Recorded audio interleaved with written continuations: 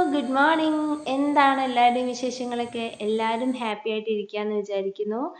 ഞാനും ഇവിടെ ഹാപ്പി ആയിട്ട് സുഖമായിട്ട് ഇങ്ങനെ പോകുന്നുണ്ട്.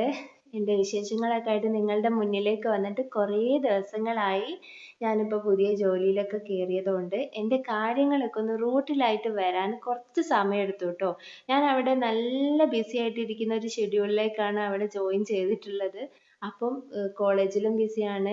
പിന്നെ പോയി വരുന്ന കാര്യങ്ങൾ കുറച്ച് ബുദ്ധിമുട്ടാണ്. ബസ്സിലാണല്ലോ പോകുന്നത്. സ്കൂൾ ടൈമിലാണ്, രാവിലെ ആയാലും വൈകിട്ടായാലും സ്കൂൾ ടൈമിലാണല്ലോ ഞാൻ പോയി വരുന്നത്. അപ്പം പോയി വന്ന് കഴിഞ്ഞാൽ ഭയങ്കര ടയേർഡാണ് കേട്ടോ ഞാൻ. അപ്പം എനിക്ക് വീഡിയോ എടുക്കാനും എഡിറ്റ് ചെയ്യാനും ഒന്നും ഉള്ളൊരു മൂഡില്ല. അപ്പം എല്ലാം ഒന്ന് ആദ്യം കോളേജിലെ കാര്യങ്ങളൊക്കെ ഒന്ന് റൂട്ടിലായിട്ട് വരട്ടെ, എന്നിട്ട് വീഡിയോസ് ഒക്കെ എടുക്കാമെന്ന് വിചാരിച്ചു.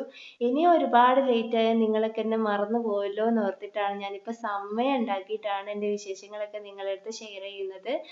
അപ്പോൾ ആദ്യമായിട്ട് കാണുന്നവരൊക്കെ ഉണ്ടെങ്കിൽ സപ്പോർട്ട് ചെയ്യണം കേട്ടോ. സബ്സ്ക്രൈബ് ചെയ്തിട്ട് സപ്പോർട്ട് ചെയ്യുക.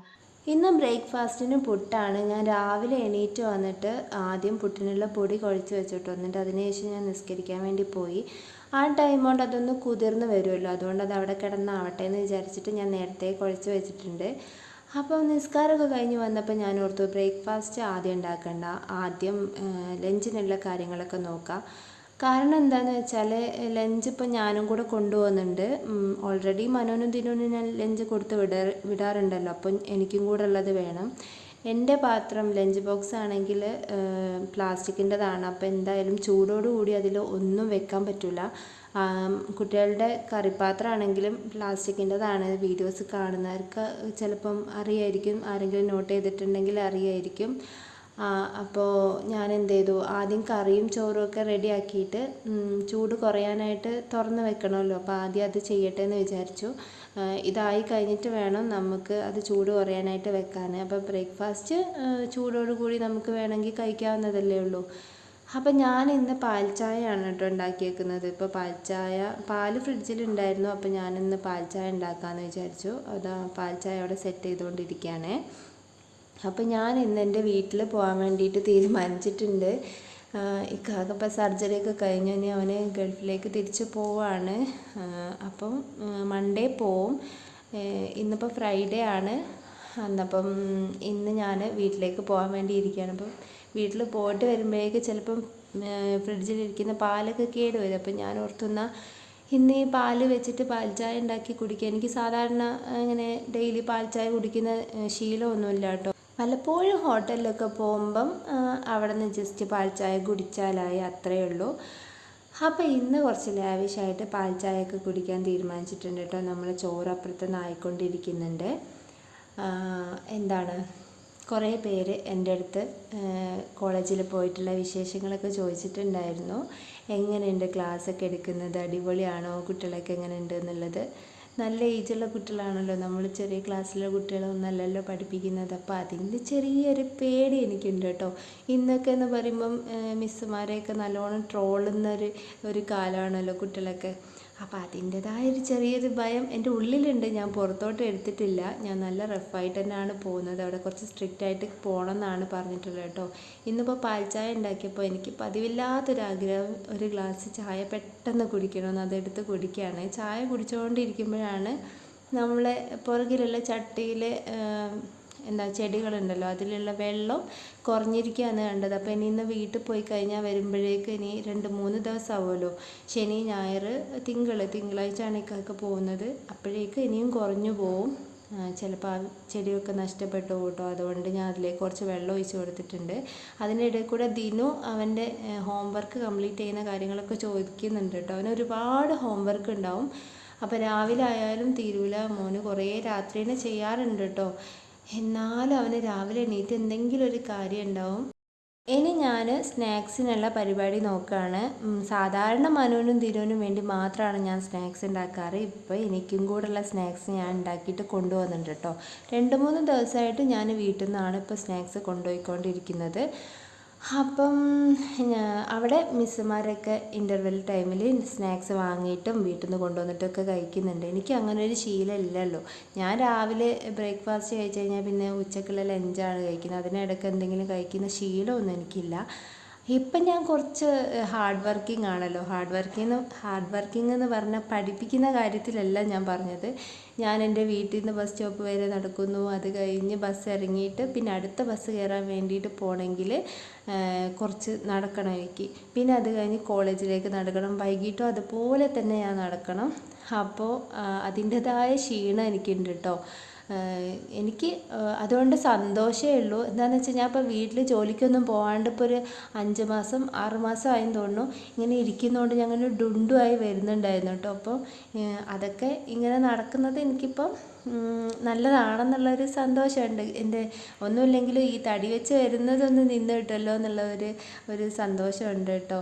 ഇനിയിപ്പോൾ ഇതിങ്ങനെ നടന്ന് എനിക്ക് ക്ഷീണം വരുമ്പം ഈ പറയുന്നതൊക്കെ ഞാൻ തിരിച്ച് പറയുമോ എന്നുള്ളത് അറിയൂല. അപ്പോൾ എന്തായാലും ഞാൻ ഇടയ്ക്കൊരു സ്നാക്സ് കഴിക്കുന്നുണ്ട്.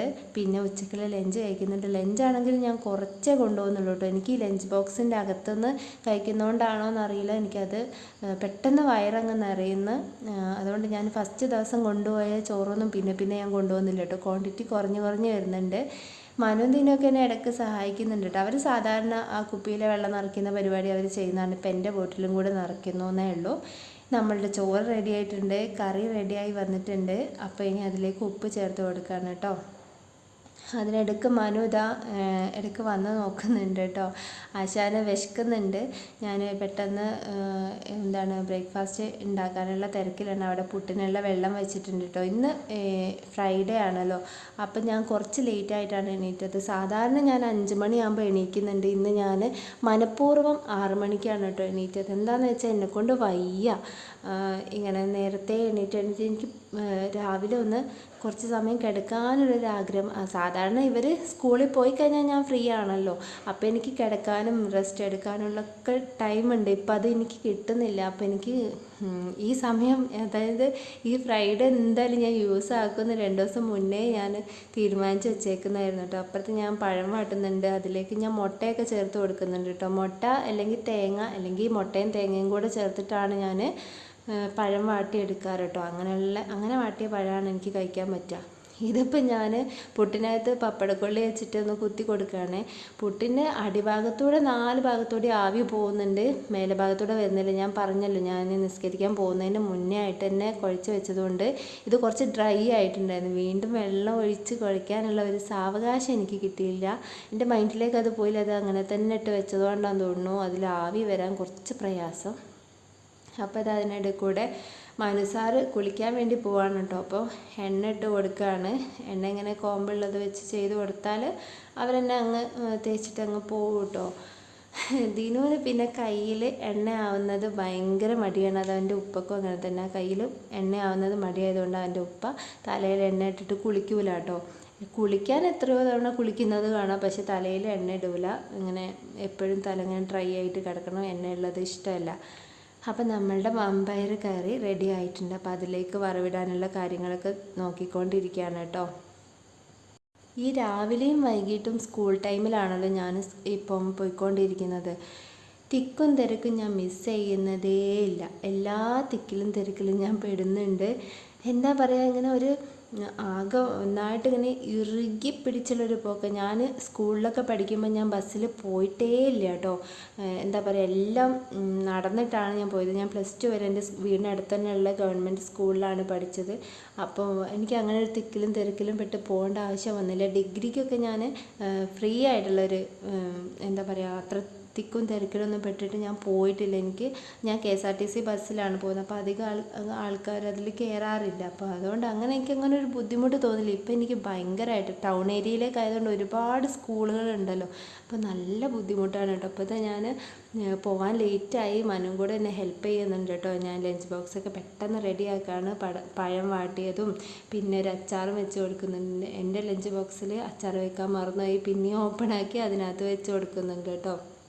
എല്ലാം ഒരു തിരക്ക് പിടിച്ചിട്ടുള്ള ഒരു മോർണിംഗ് ആയിരുന്നു ഇന്നത്തെ ദിവസം. പക്ഷെ കുഴപ്പമില്ല, ലേറ്റായിട്ടൊന്നുമില്ല. ഞാൻ ഷെഡ്യൂൾ ചെയ്ത പോലെ തന്നെയാണ് നടന്നത്. പക്ഷെ അതിനിടയിൽ കൂടെ വീഡിയോ എടുക്കുന്നതുകൊണ്ട് കുറച്ച് എന്താ പറയുക, അങ്ങനെ ഹറിബറി ആയിപ്പോയതാണ്. എന്തായാലും ഡെയിലി ഞാൻ വീഡിയോസ് ഇട്ടിട്ടില്ലെങ്കിലും എന്നെക്കൊണ്ട് കഴിയുന്ന അത്ര വീഡിയോസുകൾ ഞാൻ എൻ്റെ വിശേഷങ്ങളൊക്കെ വീഡിയോസുകളായിട്ട് നിങ്ങളെ അറിയിക്കുന്നതായിരിക്കും. ഇപ്പം ഞാനിതാ ഇൻസ്റ്റിറ്റ്യൂട്ടിലേക്ക് പോയിക്കൊണ്ടിരിക്കുകയാണ്.